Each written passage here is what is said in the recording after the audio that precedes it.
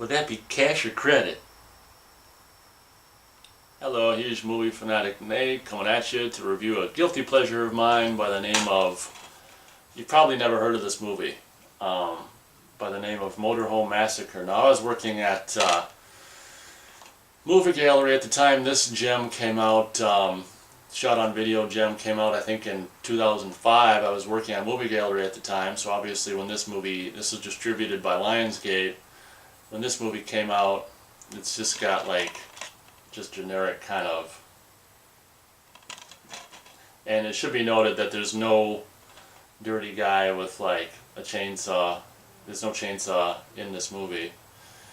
But this came out when I was working at Movie Gallery, and obviously I'm a fan of kind of any horror movie with the word massacre in the title or whatever, and I knew this was going to be crap because I'd already been watching all kinds of, back in the like 2004, 5, 6, and 7, all kinds of outfits, including Lionsgate, were just putting out so many of these, just, you know, direct-to-video, just absolute hacked-together garbage crap movies. They were just putting out a lot of them, and this, of course, is one of them, which I ended up buying previously viewed from Movie Gallery. Hopefully I didn't pay too much for it, but I mean, I get a kick out of it. It's entertaining, so whatever. But Motorhome Massacre is basically a movie, from what I can understand, is probably shot on just, you know, mini DV tape or just digital video, or DV back in the day, before high definition was kind of more available to consumers. You know, movies like Open Water and stuff that were shot on DV, just digital video. And this was, I think, made in Georgia.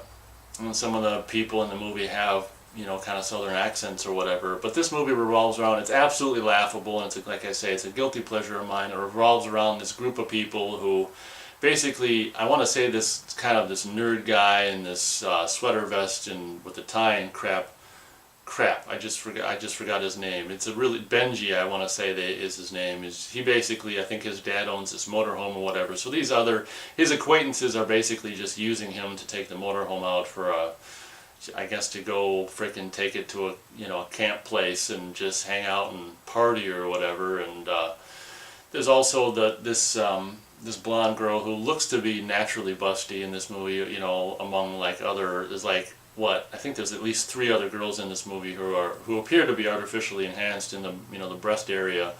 I mean, they look fine with clothes on. You know, they look pretty good with, well, actually the one who in the tent actually looks pretty good without clothes on. But anyway, this movie kind of revolves around this girl who's like just gotten over a breakup months ago, and just like, you know, and Benji's like never really had a girlfriend, anything older than being 5 or whatever, and a peck on the cheek and stuff. And this movie's just all over the place. It's funny because the movie starts with this scene, this kind of kill scene involving a couple in a tent or whatever, and it's like it's a truncated version of a scene that later on we'll see in its full glory. Like the nudity is not there, like the gore of the interior of the tent is not there. And it's just like it's just it's weird how the movie begins with a truncated scene, which later we'll see more of. I don't know if that was probably decided in post-production. We'll make the movie longer that way by basically showing a scene twice or whatever. But you know, one of the cool gimmicks this movie has at the very beginning of the movie is when the killer, like, you know, ropes up this tent by all 4 like things and ropes it up into the trees and, you know, kind of jabs at it with a machete. This movie, should be noted on a technical level, is just laughable and absolutely pathetic, and there's like close to zero talent, maybe, yeah, we might as well say zero talent in execution of kills and execution really of anything in this movie. And they do all these weird kind of stupid post-production things where they'll speed up the stabs and they'll move the frame around, and you can actually see one point where the frame goes, you know, higher than it should, and you can actually see like the bottom of the frame, and it's just like, and they add the strobe effect, and they just do all these things in post-production for some of the kills that are, well, I can only assume they're supposed to enhance the kills, and it just makes them even stupider. But yeah, it just revolves around these, was it like, is it 2 couples? I can't remember. Yeah, 2 couples in this, you know, like 20-somethings, and then there's like this 30-something guy who's in his mid to late 30s, which is really weird. He's kind of out of place or whatever, and who's got no woman. And then the guy whose dad owns the motorhome or whatever is this older guy is like promising, the way he's getting Benji to, you know, let him use her motorhome is by promising he's got some girl lined up for him, which he's just, you know, stringing him along, and he's completely lying. He's got no girl strung up for, or I mean, he's got no girl set up for him. This guy is just this, you know, mid to late 30s guy is just so freaking annoying, and just like, he's kind of like, ugh, yeah, he's just really kind of an annoying character. So these, you know, so the beginning of the movie, well, actually, I won't say that now. I'll say it where you see the whole scene. I'll describe it during that scene. So basically, they head off in the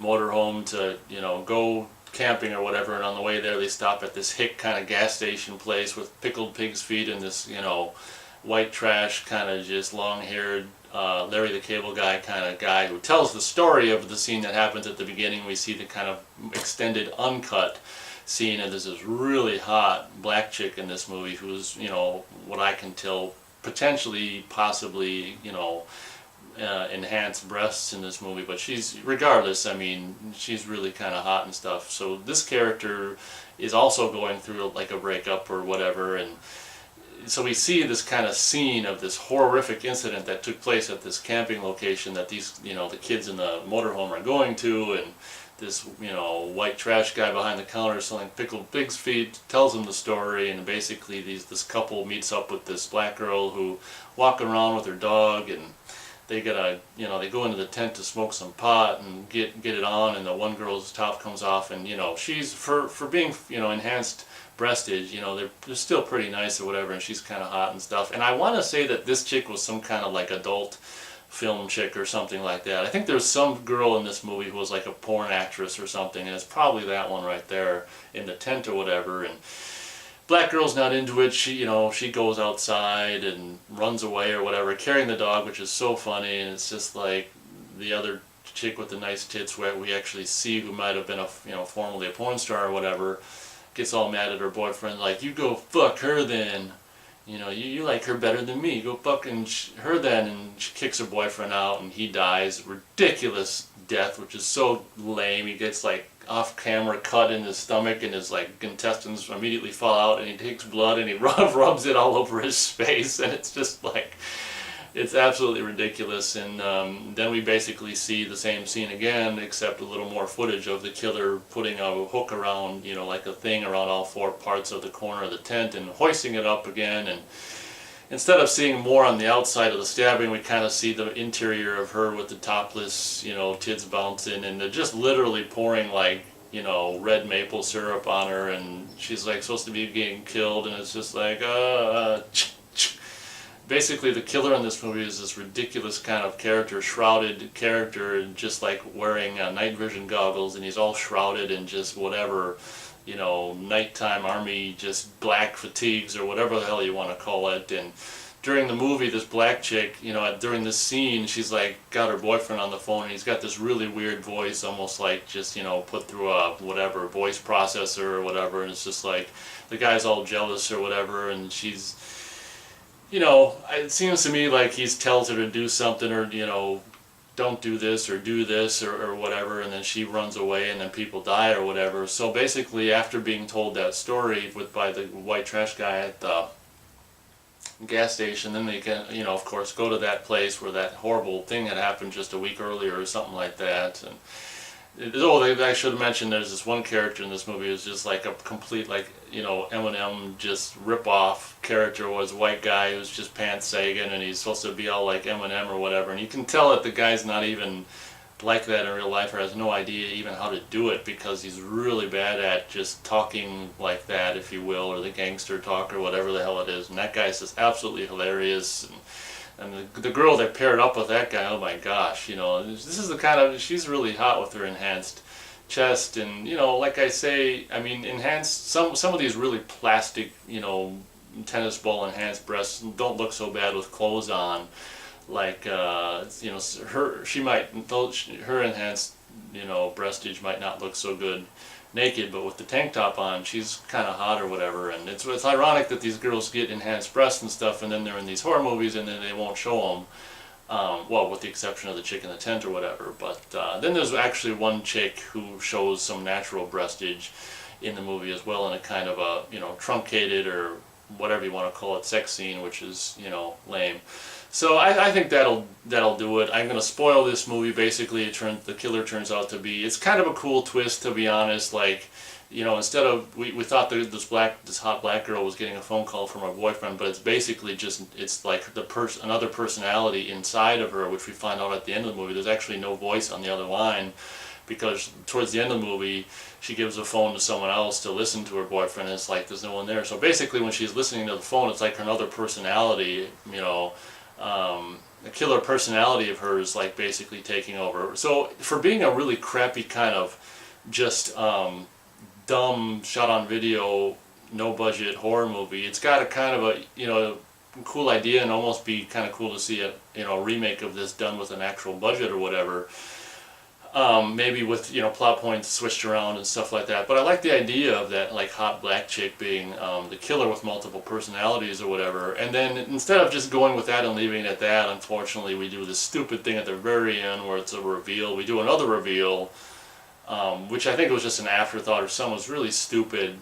Because throughout the movie, this naturally, you know, presumably naturally busty blonde chick is always talking about her boyfriend, which, you know, she's just pining over that dumped her and stuff. And at the end of the day, at the end of the movie, when all's said and done, you think the movie's over, it's like then someone else dies, and a killer in that same kind of, you know, black army fatigues or whatever the hell it is, with the night vision goggles, takes his thing off, and it's like the boyfriend, and there's this really cheesy, I mean, intentionally probably, thing where the blonde girl's like, ah, and he's just like, yeah, baby, it's me. And he's supposed to be holding the severed head of that, you know, 30-something guy, which is clearly the guy's just wearing a black t-shirt, and at the bottom of the frame and whatever. It's just so lame. And the end of the movie is just her, a shot of her stepping on the gas, and they just put the sound effect like she's running this guy over, you know, the boyfriend standing right in front of the motorhome. So it doesn't deserve it, but this movie is one of the best kind of more recent that I've ever seen, kind of so bad it's good kind of movies. So I'm going to give this movie